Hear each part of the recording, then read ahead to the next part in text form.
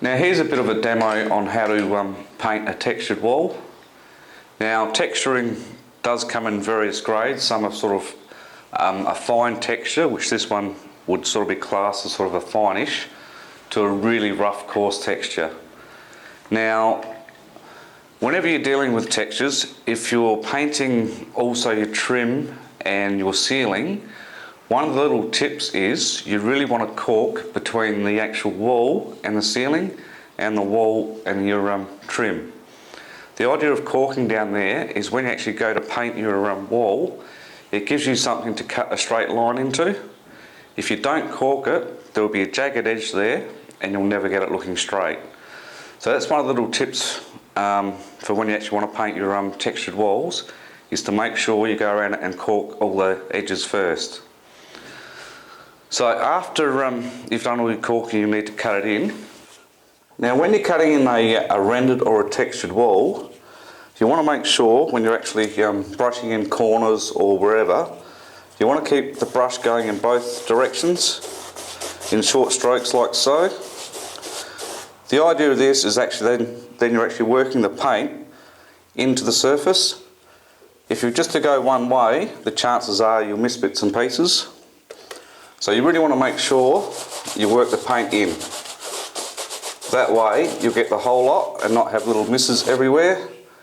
And also, like always, lay it off. When you've finished your cutting in, you'll have to roll it obviously. Now this is only a mild texture, so I'm only using a probably what I'd class as a medium nap roller.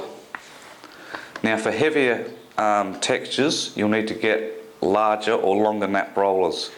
So if it's a really coarse texture, you'll probably want to go for an extra long nap or something like that. For mild textures, probably anywhere from a medium nap upwards, it'll be fine.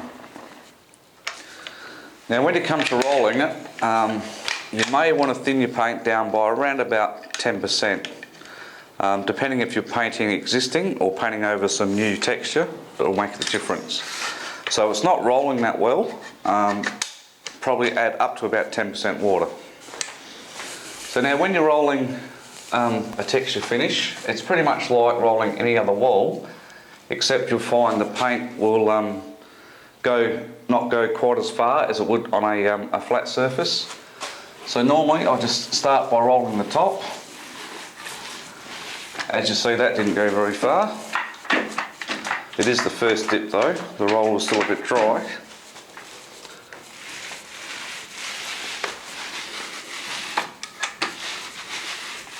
And then slowly work your way down the wall.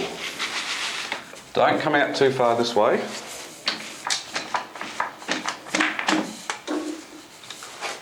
Get some of the paint down there, and do that little bit.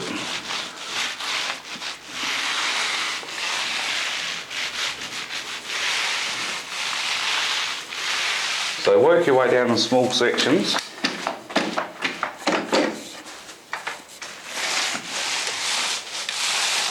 Now once you've worked your way all the way along that section there, then it's time to just lay it off. And when laying off, always make sure you finish off in a downwards motion.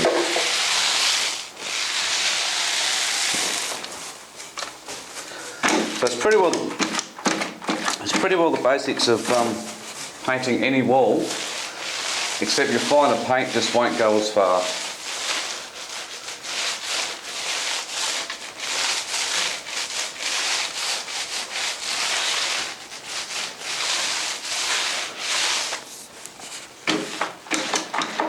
So once again, just so normally 3 to 4 sections down the wall.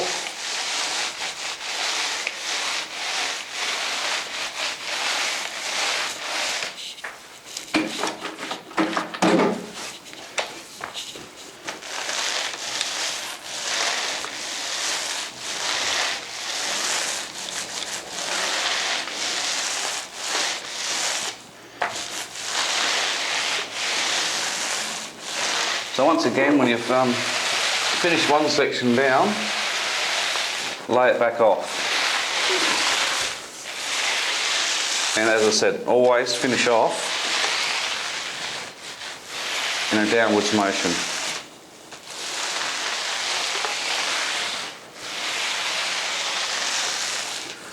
So all you have to do is keep working across the wall like that, and you're done. Now what you will find is the second coat will go on much easier. So that's just been a little bit of a demo on how to paint a textured wall.